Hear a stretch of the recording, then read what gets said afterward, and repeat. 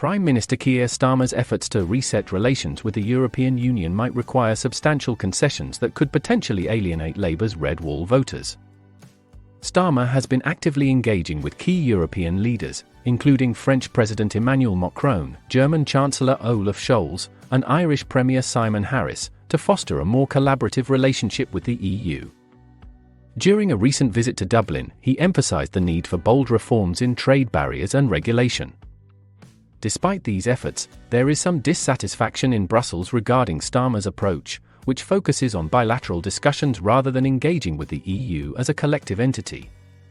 EU officials prefer a unified approach to negotiations, fearing that separate agreements could undermine the unity of the EU.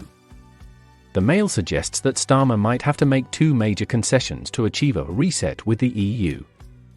First, he may need to allow freedom of movement for EU citizens under 30 as part of a youth exchange program, potentially reinstating similar freedoms for young people from the UK in EU countries. The second concession could involve exempting EU students from the higher international tuition fees charged by UK universities. Such concessions are likely to be controversial among pro-Brexit voters, especially those in the northern Red Wall constituencies that Labour regained from the Conservatives in the 2024 general election.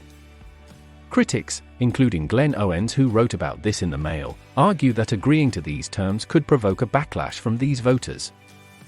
Furthermore, Starmer has maintained that the UK will not rejoin the customs union or the single market during his tenure, a stance that some EU sources claim limits the scope of what can be negotiated.